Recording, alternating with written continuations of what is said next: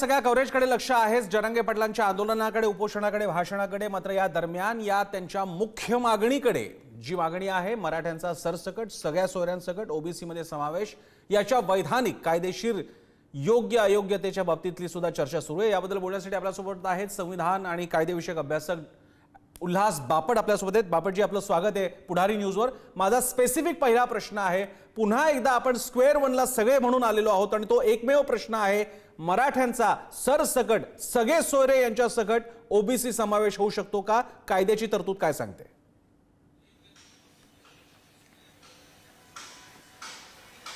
काय झालंय, दिवसेंदिवस हा प्रश्न जास्त क्लिष्ट होत चाललाय आणि मी कुठल्याही राजकारणात, कारण आतापर्यंत मी जे ऐकतोय प्रत्येक जण बोलताना कुठल्या तरी पक्षाची किंवा एखाद्या आयडिओलॉजीची बाजू घेऊन बोलतोय। मी फक्त घटनेमध्ये काय लिहिलंय एवढंच आपल्या पुढे मांडणार आहे। आता हा जो प्रश्न आहे हा स्वातंत्र्यापूर्वीपासून चालू आहे। म्हणजे घटना समितीमध्ये माझ्या ज्ञानाप्रमाणे 22 जानेवारी 1947ला पंडित नेहरूंनी ऑब्जेक्टिव्ह रेझोल्युशन मांडलं। त्यात त्यांनी, आणि तेच पुढे प्रिॲम्बल झालं आपलं राज्यघटनेचं, त्यात स्वच्छ शब्दात म्हटलं आहे की सामाजिक न्यायाची आवश्यकता आहे, दुर्बल घटकांसाठी खास काही तरतुदी करणं आवश्यक आहे।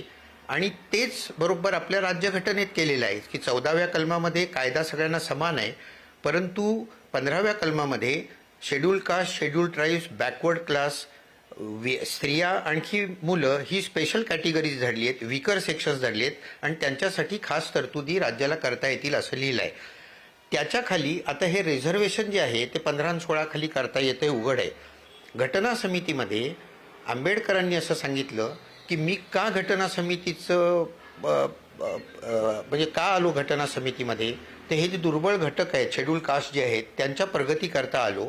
आणि त्यांनी असं सांगितलं की लोकशाही म्हणजे सगळेजण सारखे, मग ज्यांच्यावर आपण वर्षानुवर्ष अन्याय केला, पिढ्यानपिढ्या अन्याय केला, त्यांना वर आणण्याकरता रिझर्वेशन ठेवणं आवश्यक आहे आणि म्हणून त्यांनी रिझर्वेशनची भूमिका केली।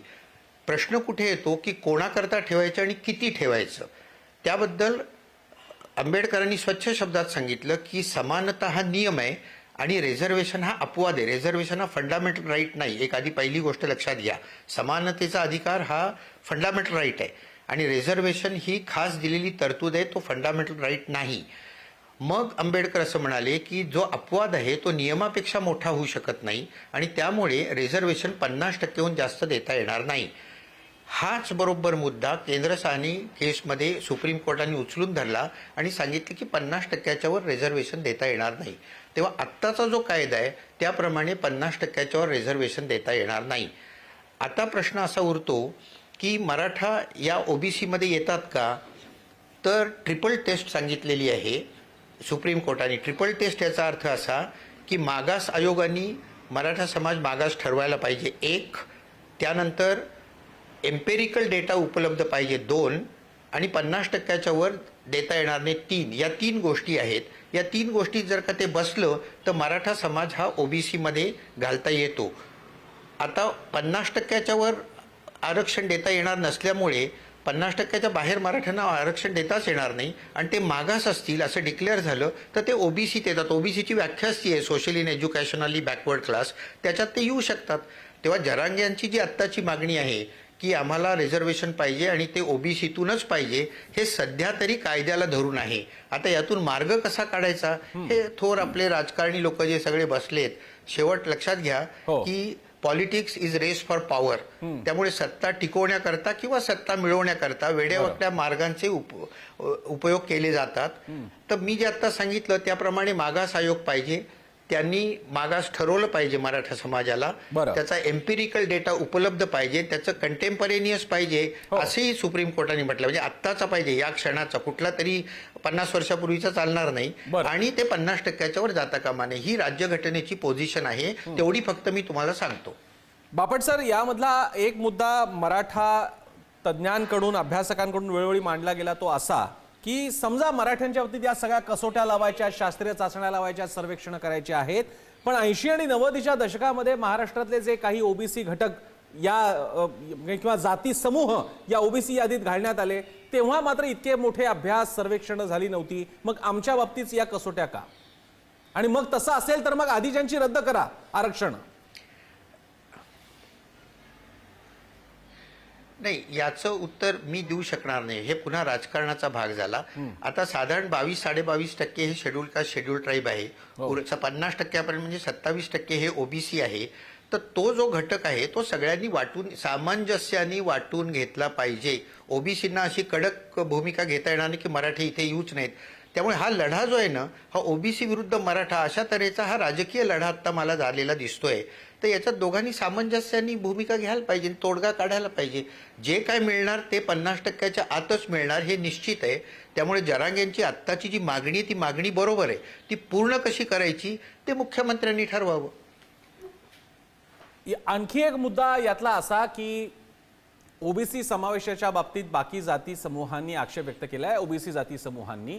तर दुसरीकडे मराठा तज्ज्ञांकडनं या बाबतीतला हैदराबाद गॅझेट, सातारा गॅझेट आणि अन्य जुने संदर्भ, ते संदर्भ जसे कायद्याचे आहेत, ते संदर्भ जसे जुन्या गॅझेटचे आहेत, त्याचप्रमाणे घटना तज्ज्ञांच्या बाबतीत किंवा त्याच्या आधी शाहू महाराजांपासून किंवा अन्य कोणत्याही असे मान्यवरांचे संवाद जेव्हा काही झाले होते की मराठा हे ओबीसी मध्ये कसे यायला हवेत किंवा त्यांनी आरक्षणाचा लाभ घेतला पाहिजे, हे दाखले मराठा तज्ज्ञ देत आहेत. आणि सांगण्याचा उद्देश असा की मराठ्यांचा ओबीसी समावेश ही काही आज पुढे आलेली मागणी नसून त्याला अनेक वर्षांचा इतिहास, या मागणीचा एक स्वतःची उत्क्रांती आहे, त्या विचाराची थॉट प्रोसेसची उत्क्रांती आहे. याकडे आपण कसं पाहाल?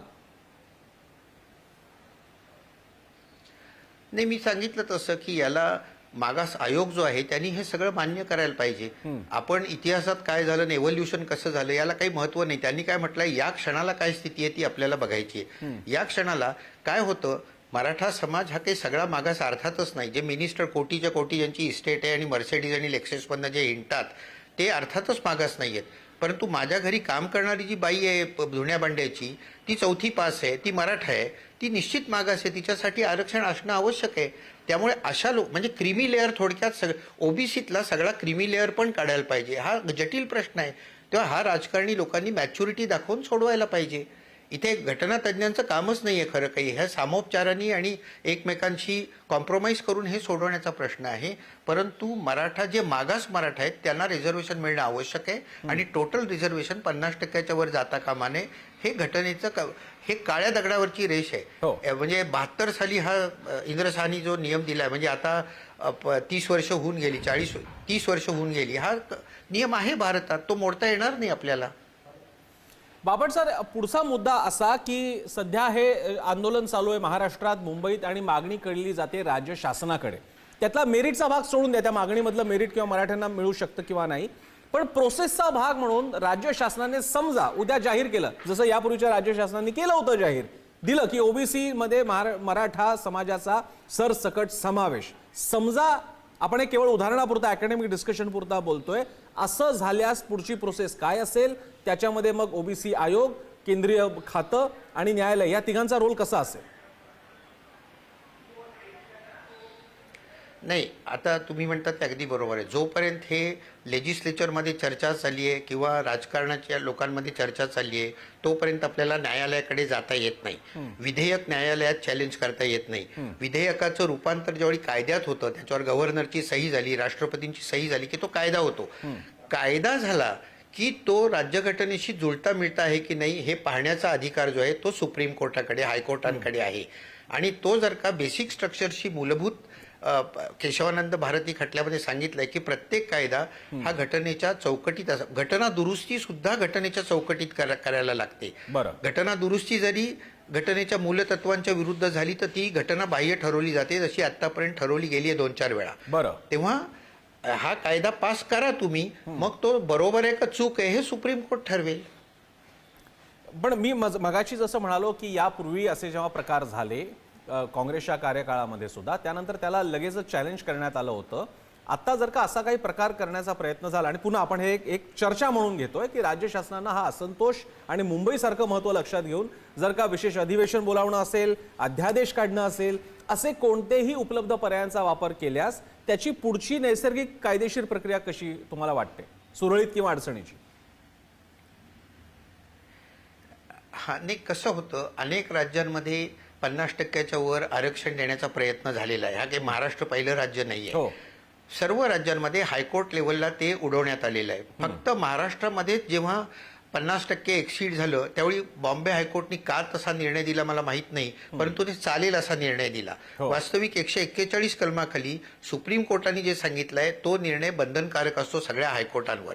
सुप्रीम कोर्टाने जर का सांगितलंय 50%च्यावर मिळणार नाही तर हायकोर्टाने थोडंसं त्यांची मर्यादा ओलांडली, अर्थातच ते सुप्रीम कोर्टात रद्द झालं. फक्त तामिळनाडूमध्ये 69% रिझर्वेशन आहे, ते सोडलं तर कुठेही 50 ऐवजी 52 होऊ शकते. एक्सेप्शनल केसमध्ये 1-2% वाढू शकतात. आता तामिळनाडूचं वाढलंय त्याची अगदी वेगळी बॅकग्राऊंड आहे. ते 9व्या शेड्यूलमध्ये टाकलेलं आहे. 9व्या शेड्यूलमध्ये असेल तर त्याला चॅलेंज करता येत नाही, तो वेगळा भाग झाला. त्यामुळे महाराष्ट्रापुरतं बोलायचं जर का आपण ठरवलं तर इथे कायदा तुम्ही करा, तो सुप्रीम कोर्टाने दिलेल्या नियमानुसार करा. मागास आयोग पाहिजे, एम्पिरिकल डेटा पाहिजे आणि 50%च्या वर जाता कामा नये. हा कायदा तुम्ही केला तर तो सुप्रीम कोर्टात टिकणारच आहे, न टिकायचं काही कारणच नाहीये. आणि शेवट सुप्रीम कोर्ट ठरवेल. शेवट एक लक्षात ठेवा की supreme court is the final interpreter of the Indian constitution. तुम्हाला काय वाटतं, पंतप्रधानांना काय वाटतं, चीफ मिनिस्टरला काय वाटतं किंवा जरांग्यांना काय वाटतं, याच्यावर राज्य चालत नाही. राज्य घटनेप्रमाणे चालतं. पण बापट सर, मी शेवटचा प्रश्न घेतोय. आपण मगाशी जो ट्रिपल टेस्ट मागासवर्गीय आयोग आणि त्याची मान्यता म्हणालात, आता हे कसं झालंय, ज्याला इंग्रजीमध्ये म्हटलं जातं की to have the cake and eat it too, मग तो खाल्ला पण आहे आणि तरी सुद्धा केक बाकी राहिला, असं होणार नाही. त्यांना 50%च्या आत का घेतलं जात नाहीये, कारण मुळातच ते तिकडे आहे. त्यांना ओबीसीत घेतलं तर त्यासाठी मुळात जागा बनवावी लागेल आणि मग ते 50%च्या आत राहील. तेच होत नाहीये, कारण आतापर्यंतच्या सगळ्या आयोगांनी याला नकार दिलेला आहे. त्यांचं म्हणणं आहे की मराठ्यांचं असं मागास असणं सिद्ध होत नाही. शेवटचा फक्त आयोग सोडता, गायकवाड आयोग सोडता. आता या आयोगांच्या सुद्धा वैधता आणि अभ्यासांच्या म्हणजे त्यांच्या एम्पिरिकल डेटा, त्यांच्या रिसर्च बद्दल सुद्धा आक्षेप आहेत. पुन्हा अशा परिस्थितीमध्ये धड पुढेही जाता येत नाहीये, धड मागेही राहता येत नाहीये, धड ना ट्रिपल टेस्ट, धड ना आयोग, तर मग मार्ग कसा काढायचा?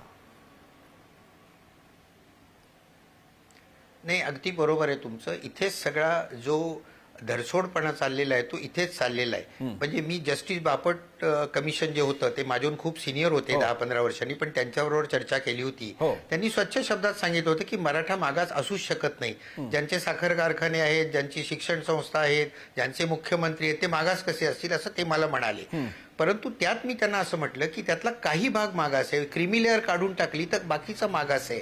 तर याच्यावर चर्चा व्हायला पाहिजे आणि सगळ्यांनी सामोपचाराने सगळ्यांना पटेल असा मार्ग काढायला पाहिजे. आता त्यातनं मार्ग दिसत नाहीये, पण मी तुम्हाला मगाशी सांगितलं तसं याच्यावर कायदा करा. तो कायदा जर का घटनेला धरून असेल तर सुप्रीम कोर्ट मान्य करेल, घटनेला धरून नसेल तर तो अनकॉन्स्टिट्युशनल ठरवला जाईल. उल्हास बापटजी, धन्यवाद. आपण सविस्तर विश्लेषण केलं आणि या बाबतीतल्या विविध मार्ग, पर्याय आणि त्याबद्दल आपण चर्चा घडवून आणली. त्यासाठी तुम्ही इनपुट्स दिले, यासाठी तुमचे आभार.